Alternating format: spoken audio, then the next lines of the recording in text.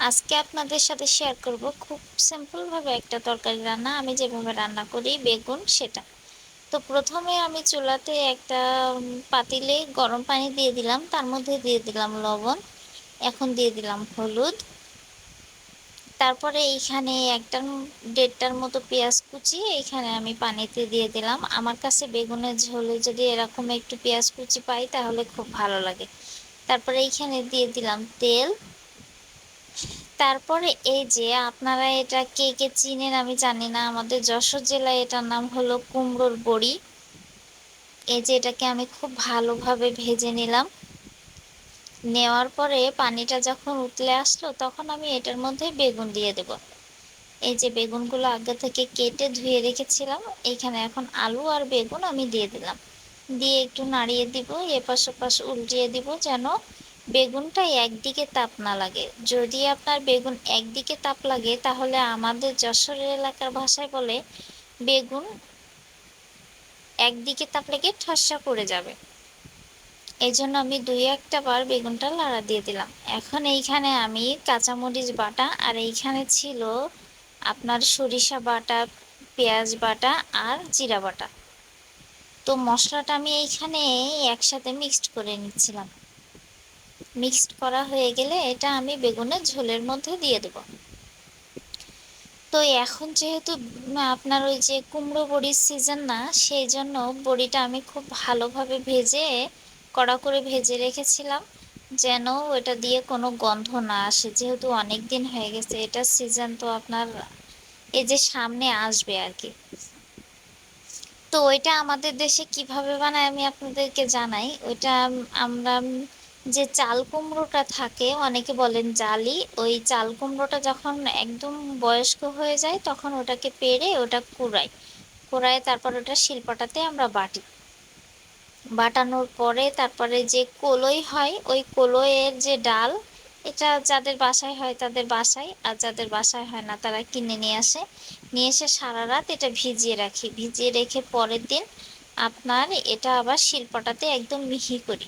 মিহি করে তারপরে সেই কুমড়ো আর এই যে ডালটা এটা একসাথে খুব ভালোভাবে মিক্সড করতে হয়। অনেকক্ষণ ধরে এটা ফেনাইতে হয়, পরে ফেনিয়ে ফেনিয়ে আপনার এটা আমরা ছাদে গিয়ে একটা কাপড়ের উপরে বা মাছ ধরা যে ঘুনি বলে আমাদের ঘুনি, বা আপনার বালি চালা চালনি, এটার সাথে আমরা এটা খুব ছোট্ট ছোট ছোট ছোট করে বড়ি দিই। দেওয়ার পরে এটা যখন শুকায় যায় তখন আমরা এইভাবে রান্না করে খাই।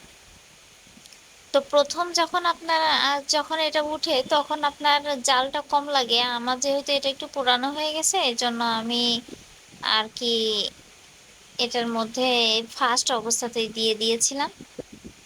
তো এই যে দেখেন বড়ির গল্প করতে করতে আমার তৈরি হয়ে গেল অটোমেটিক বড়ি আর বেগুনের পাতলা ঝোল। অনেকে এটা মাছ দিয়ে রান্না করে না, আমি পার্সোনালি মাছ অত বেশি পছন্দ করি না, তাই বড়িটা আর বেগুন দিয়ে পাতলা ঝোলটাই করলাম। এখন একটু গরম গরম ভাত আর বেগুন, আমার আর কিচ্ছু লাগবে না, সাথে থাকবে একটা কাঁচামরিচ, তাহলেই হবে। এখন এই যে আমি তরকারিটা নিয়ে নিচ্ছিলাম, এখন মজা করে খাবো। আসলে কি সবসময় মাংস, তারপরে আপনার ডিম, এইগুলা দিয়েই না তৃপ্তি করে খাওয়া যায় না। অনেক সময় আছে খুব সিম্পল জিনিস দিয়ে খুব মজা করে খাওয়া যায়। আমি তেমন আপনার মনে করেন একটু শাক ভাজি বা একটা ডিম পোচ হইলে আমি খুব মজা করে ভাত খেতে পারি, তেমনই বেগুনের পাতলা ঝোলটা। আর হচ্ছে আপনার মাঝে ভেঙে নিব একটু বড়ি, তারপরে আছে তো কাঁচামরিচ, কাঁচামরিচের একটা কামড়, বাইটা সেই হবে একদম। আপনারাও একবার ট্রাই করে দেখবেন যে তরকারিটা আসলে অনেক মজার। খুব সিম্পল ভাবে রান্না করাই, একদমই কোনো বেশি কোনো মশলা না, কোনো কিছু না, একদম পাতলা করে রান্না করা। আপনারা খেয়ে দেখবেন, আমি মনে করি আসলে ভালো লাগবে। এখন এক একজনের টেস্ট এক এক রকম, আমার কাছে তো এইভাবে রান্না খুব ভালো লাগে।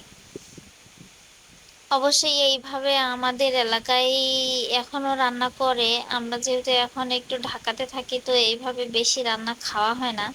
আমি রান্না করলে সব সময় বাড়ির সিস্টেমে রান্না করি, আম্মু যখন রান্না করে তখন আবার আপনার মনে করেন এইখানকার স্টাইলেও অনেক সময় রান্না করে, বাড়ির স্টাইলেও অনেক সময় রান্না করে। তো এটা হলো দাদি নানিদের স্টাইলের রান্না।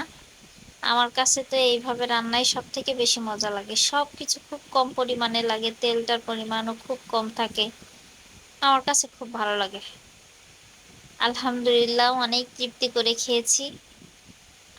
আমি মনে করি আসলে ভালো আর মন্দ আল্লাহ তাআলা বলেছেন, তার মানে সবকিছুর মধ্যেই ভালো, মানে ভালো আর খারাপ আছে। আপনারা এভাবে খেয়ে দেখবেন, অনেক মজা আলহামদুলিল্লাহ।